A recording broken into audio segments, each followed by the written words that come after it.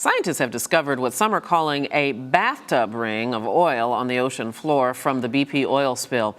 I spoke earlier with David Valentine, who led a recently published study on the historic spill in the Gulf of Mexico.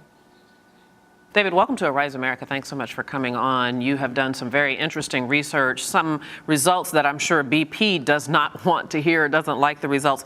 Tell us what you studied and how much oil you found on the ocean floor in the Gulf from the Deepwater Horizon oil spill.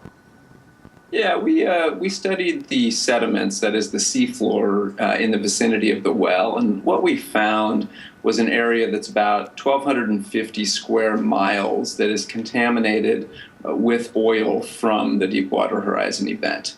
And how are you so sure that it is from the Deepwater Horizon events? Because part of what BP is saying is that you haven't tested the origin of this oil, so you can't prove it's from that well. How do you know that it is?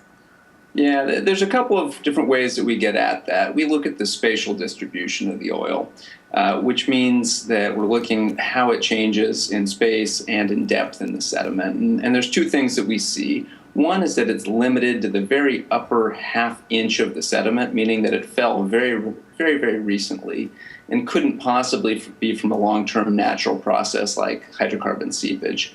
We also see that the levels are about 10 times higher when you get within about 25 miles of the Macondo well, that is the Deepwater Horizon itself. When you go outside of that, the values are 10 times lower, and you get to this background. So it's a pretty smokingly clear bullseye right around the well, and it's coming very recently. It's just not consistent with the seep alternative that BP is suggesting. Yeah, and other reports have said that there was a significant amount of the oil that was quote unquote missing. BP said that it had evaporated or dissolved before it reached land, and so this might be that oil that they're talking about. So let's talk about, what does this mean? All of this oil sediment that's settled on the bottom of the ocean floor, how does that impact the environment, and for how long? Yeah, I think that's really the question that people are trying to get at. And we know from this work that there's linkages to some impacts that have been observed, such as deep sea coral that were observed to have been damaged shortly after the event. BP had argued against those findings based on a number of different arguments, including the natural seep argument.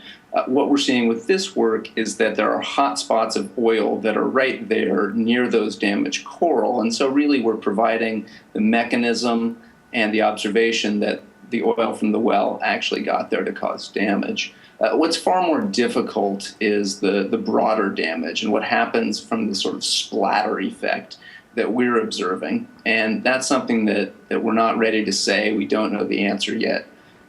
But hopefully we can start getting that answer eventually. And is there anything that can be done about this oil in terms of cleaning it up? Yeah, we're talking about an area that's over 1,000 square miles, and the oil droplets are spread out. They're sort of splattered. You can't even see them when you look at the seafloor. This is a mile deep. It's an incredibly hostile environment. It's very difficult to collect a sample there, let alone clean up the entire area.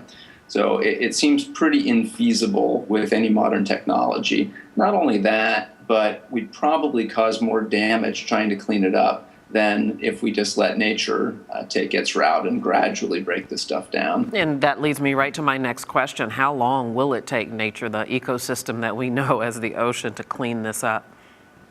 Well, that's really the follow-on to what we found here. What we were trying to do is to define the distribution where this stuff was, and the follow-on to that is to figure out which components are breaking down, how fast they're breaking down, and to be able to predict how long they're going to be there for. Certainly, there are components of oil that have been there now for 4 and 5 years, and the question is how many more years, and what's the state of that oil, and is it going to cause problems during that time? And so where's your next step in your research here? Yeah, so our next step is to take this massive data set that we're working with here and to look at the question of how each individual compound is behaving. Oil has thousands of different compounds, 3,000, 4,000, 5,000 different compounds that make it up. These are different chemicals. each behaves differently. Each reacts a little bit differently. Each is going to be degraded at a different rate. And so we're hoping to find those rates for many of those different compounds that are important. Yeah, important information to find out. Thank you so much, David Valentine, for coming on and sharing your work. We wish you the very best. All right. Thank you, Debbie.